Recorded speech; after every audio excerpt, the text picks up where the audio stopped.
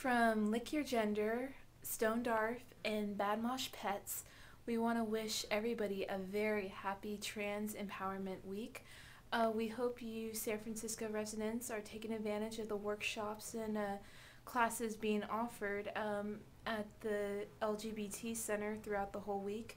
You can go to sfcenter.org to see what's going on.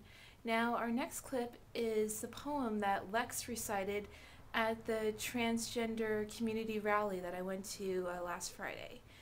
And another thing is that we should really reflect on this week and realize that even though it is Transgender Empowerment Week, that we should always feel empowered in whatever we do in our daily lives. And when we get down and stuff, we should let that anger be our fuel to do something positive for ourselves, our friends, our family, and the community at whole. So definitely check out this poem that the talented Lex wrote. I mean, this guy, he was amazing. And, you know, he shared his story about what happened to him in San Francisco, that he was attacked. So this should go and show you people who do not live in San Francisco that we certainly have our share of problems in regards to gay bashing.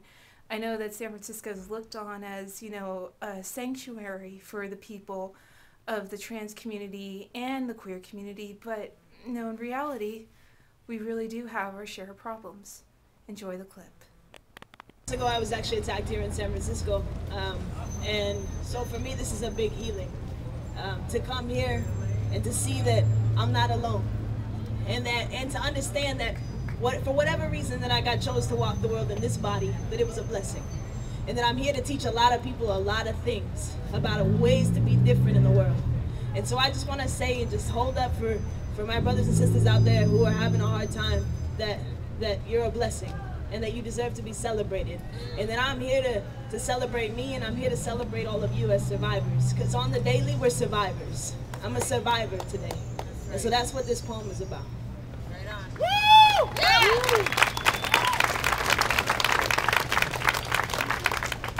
She asked if I wanted to see the picture, and I shifted in my seat and nodded yes, but I should have said not yet. See, I wasn't quite ready to see my head disfigured and swollen, captured and exposed. See, I was developed to be remembered as fractured and bruised, filed by case number as a photograph victim. I wanted to cry, to scream my name so loud that I'd be remembered for my voice and not for my wounds. And I had to think, how many moments of me must there be in glossy prints and 5x8s, the awkward school photos and the missing teeth shots, slides from my first train rides and parks and picnics with childhood faces long forgotten, names and dates written on the backs of photo paper, all the pictures of smiles and laughs, all the, oh yeah, I remember that, and the remember that day, that bring the broken hearts back to the table to talk.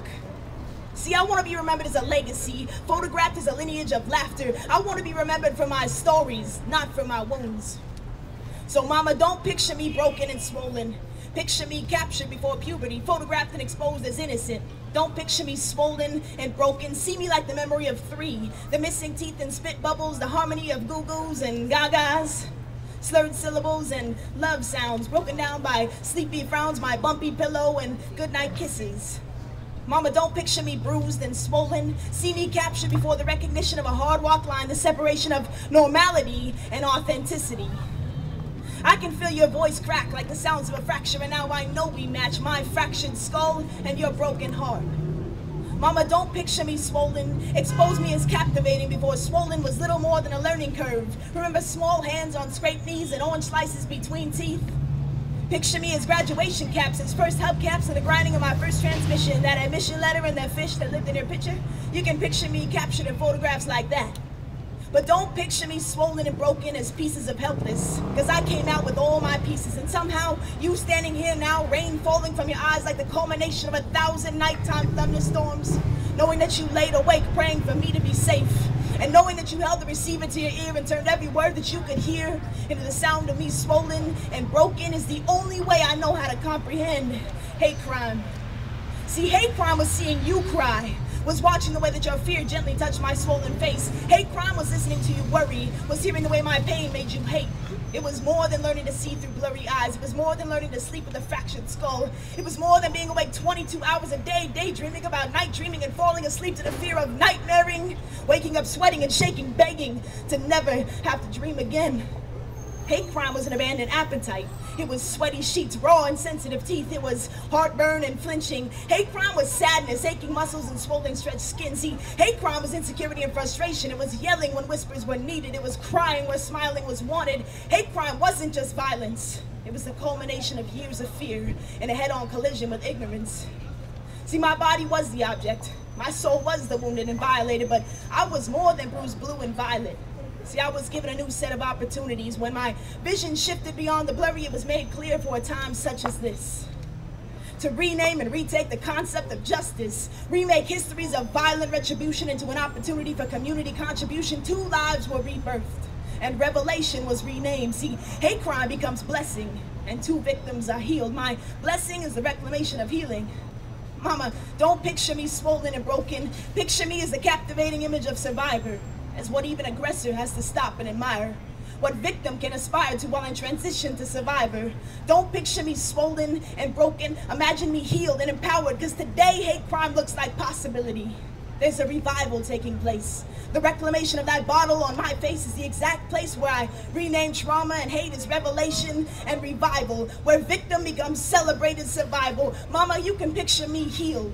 Frame me as possible so the whole world can admire me as a survivor. Mama, you can picture me as a revival.